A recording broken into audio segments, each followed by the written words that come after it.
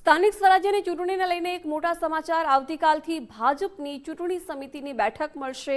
આવતીકાલથી 3 દિવસ સુધી ચૂંટણી સમિતિની બેઠક ચાલશે। 5, 6, 7 એપ્રિલ 3 દિવસ ભાજપની ચૂંટણી સમિતિની બેઠકનું આયોજન છે। ઝોન સંકલન સમિતિની બેઠક બાદ હવે ચૂંટણી સમિતિની પણ બેઠક થશે। ચૂંટણી સમિતિમાં CM Bhupendrabhai Patel, deputy CM Harshbhai હાજર રહેશે, પ્રદેશ અધ્યક્ષ જગદીશભાઈ વિશ્વકર્માની ઉપસ્થિતિ રહેશે, અનેક સભ્યો પણ ઉપસ્થિત રહેશે। સ્થાનિક સ્વરાજ્યની ચૂંટણીના ઉમેદવારો પર આખરી મહોર લગાવવામાં આવશે। 3 દિવસ સુધી આ ચૂંટણી સમિતિની બેઠક ચાલશે, જેમાં સીએમ, ડેપ્યુટી સીએમ, પ્રદેશ અધ્યક્ષ સહિતના સભ્યોની ઉપસ્થિતિ રહેવાની છે અને ઉમેદવારોની આખરી પસંદગી આ બેઠકમાં કરવામાં આવશે અને ત્યાર પછી ઉમેદવારોના નામની જાહેરાત પણ કરવામાં આવી શકે છે। ઝોન સંકલન સમિતિની બેઠક પછી હવે ચૂંટણી સમિતિની બેઠક મળશે। વિગતો સાથે સંવાદદાતા નિકુંજ જોડાઈ ગયા છે। નિકુંજ, પહેલા સેન્સની પ્રક્રિયા ચાલી, પછી ઝોન સમિતિની બેઠક અને હવે ચૂંટણી સમિતિની બેઠક 3 દિવસ ચાલશે, જેમાં ઉમેદવારોની આખરી પસંદગી કરાશે।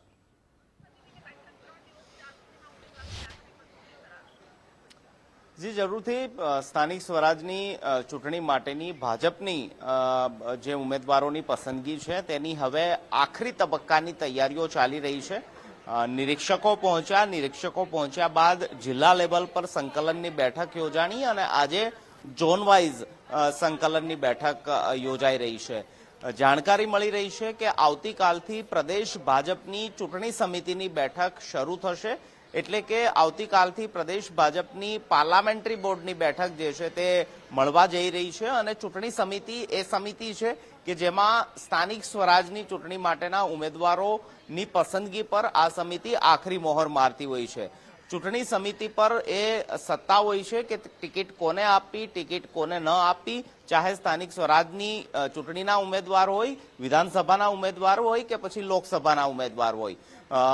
આવતીકાલથી આ સ્થાનિક સ્વરાજની ચૂંટણી માટે ઉમેદવાર પસંદગીની આખરી તબક્કાની તૈયારીઓના ભાગરૂપે ચૂંટણી સમિતિની બેઠક મળવા જઈ રહી છે।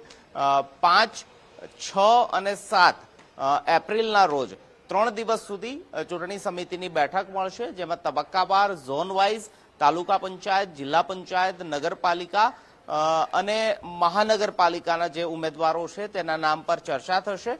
અત્યાર સુધી નિરીક્ષકોએ તૈયાર કરેલા નામો, જિલ્લા સંકલનમાંથી તૈયાર થયેલા નામો અને ઝોન સંકલનમાંથી તૈયાર થયેલા નામો પૈકી બેઠક દીઠ 3 જેટલા ઉમેદવાર છે તેની પેનલ બનાવવા માટેનો નિર્દેશ આપવામાં આવ્યો છે।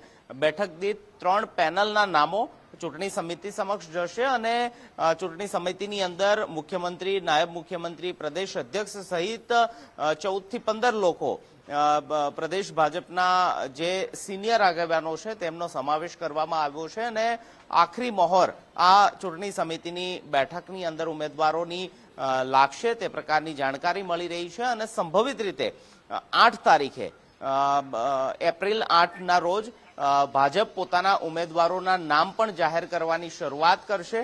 પહેલું લિસ્ટ 8 એપ્રિલ આસપાસ આવશે અને ત્યારબાદ તબક્કાવાર જેમ જેમ ઉમેદવારોના નામો નક્કી થતા જશે તેમ ભાજપ પોતાના સ્થાનિક ઉમેદવારોના નામો પણ જાહેર કરતું રહેશે। જી નિકુંજ, આભાર જાણકારી માટે।